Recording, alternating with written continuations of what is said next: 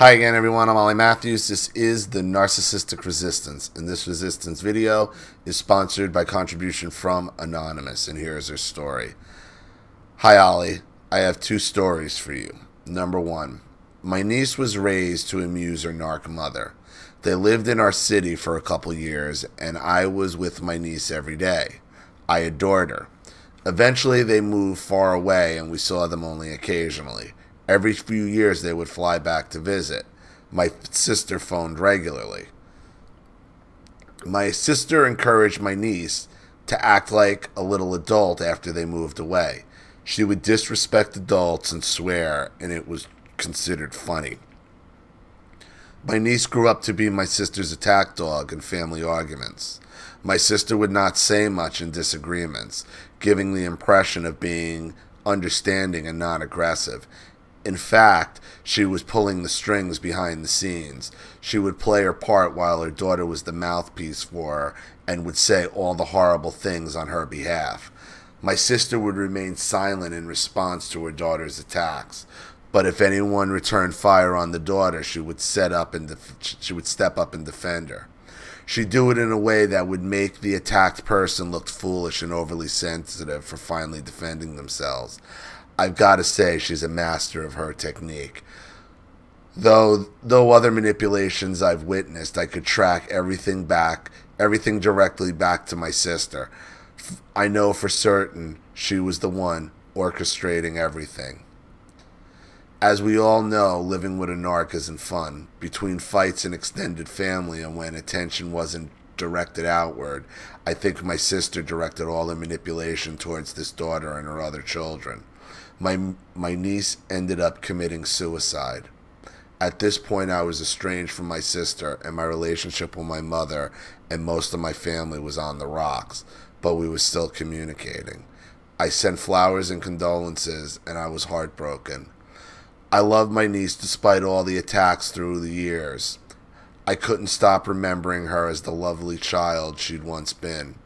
I was unable to afford to go to the funeral and recognized that it was probably best that I couldn't be there due to the family estrangement. Most of the family was able to attend. My niece wasn't a particularly nice adult, but I generally sorrowed for her loss. Dear old mom and others kept me on the outside, so I grieved alone. It was hard to be surrounded by coworkers and friends who knew what happened and wanted to support me. But my family was too busy playing stupid mind games. My workplace knew because I got the news at work. No one could believe how I was told nothing more than the fact that she was dead. No information about a funeral or anything when my family didn't know that I couldn't afford to go. They were very secret about all of that. I didn't even get a call. Not that I'm complaining about it.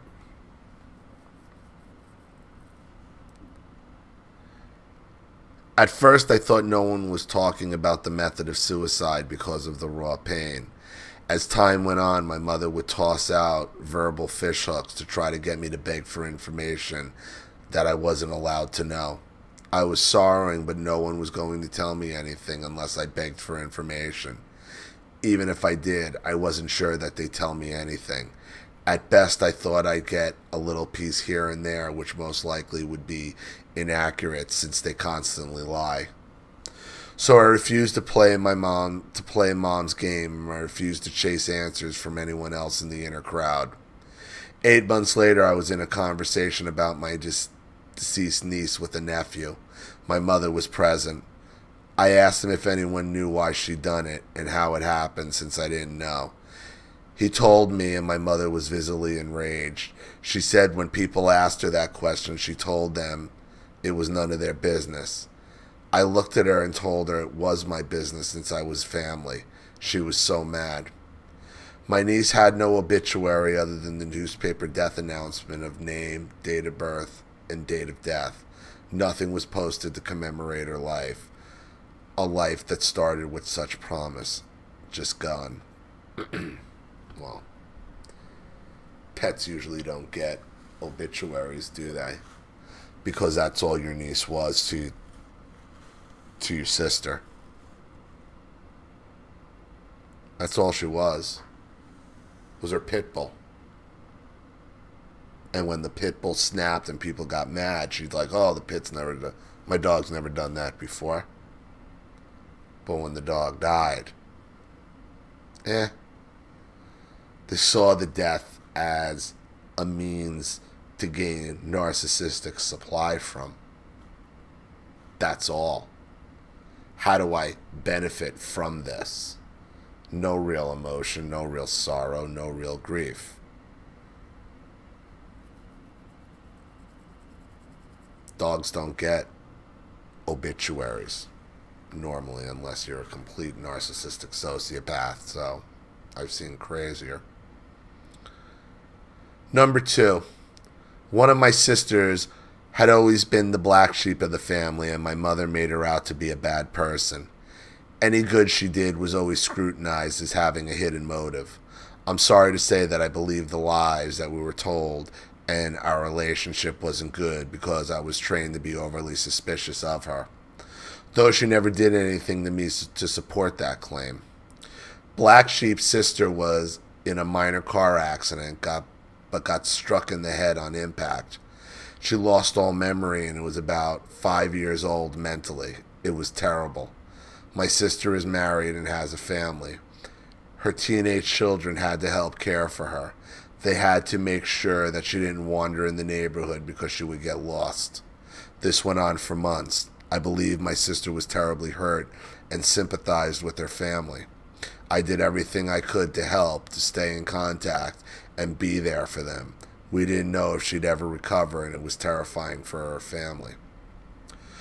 Well, what an opportunity for my mother. Oh, another opportunity. This is what I keep trying to tell you. The narcissist doesn't miss an opportunity. It's all opportunity. Whether it's the suicide of Denise or the accident, it's all opportunity for the narcissist. All of it. It's all they see, any of it. It's no love. There's no emotion. There's none of that. No empathy. It's just opportunity. Opportunity to gain for them. She tried to force herself into their home because her child needed her. The family wouldn't have it. She's chaos, and it would be the worst nightmare to have her there too. But it made for a lot of attention from my mother, a sad story she could tell, and a lot of sympathy she could grab. As months rolled by and my sister began healing, she was able to talk on the phone. Her brain was healing and all sorts of horrible abuse memories were coming back. She talked to me to verify things. Her husband verified things too. I learned that my mother was trying to use this opportunity to rewrite the past and say that things didn't happen that way. Opportunity. Opportunity, opportunity, opportunity. The narcissist never misses an opportunity. And their opportunities come up at the worst possible times. Any tragedy with anyone doesn't matter. It's just an opportunity to the narcissist. Your tragedy is nothing more than an opportunity for the narcissist. I learned that the rest of the siblings and mother were convinced that my hurt sister was just acting to get insurance money. A niece and nephew actually attacked my injured sister over social media, accused her of lying. Opportunity. That's how they see, because that's what they would do. Because they see every tragedy as an opportunity. Like a pack of wolves, once there is weakness, they go in for the kill. If weakness is shown, they will rip you up. What can I say? They are really horrible people. Has anyone else experienced anything like this? How do these narcs sleep at night? Again, thank you, Ollie. I look forward to hearing your thoughts. Because they're programmed that way. How do they sleep at night? They're horrible people. That's the only thing you need to keep in mind. The narcissist sees your tragedy as their opportunity. Bottom line. Doesn't matter what it is, what the tragedy is.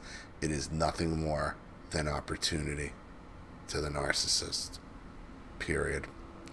I hope that helps. Thank you for your contribution, Anonymous, and your story. I really appreciate it. Thank you to everybody watching. Please leave any opinions or advice in the comment section below. And again, if you want your story read on the channel, you have a topic you'd like me to cover, a narcissist you'd like to expose, you'd like to set up Skype, a phone call, have a private video made, or a Facebook live chat, or you'd like to sponsor a video like this for someone who needs help and can't afford it, or just make a contribution to the channel in general to keep it supported, growing, and successful, because this channel survives 100% on contributions from all of you guys. Without you, all of this goes away. So if you like what you see here and you want to see more videos like this, you know what to do with the PayPal and email links in the description box. Also, please like and share this video wherever you can. Subscribe to my channel if you haven't. And be sure to click the subscription bell to be notified of all my video uploads. I'm Ollie Matthews. This has been The Narcissistic Resistance.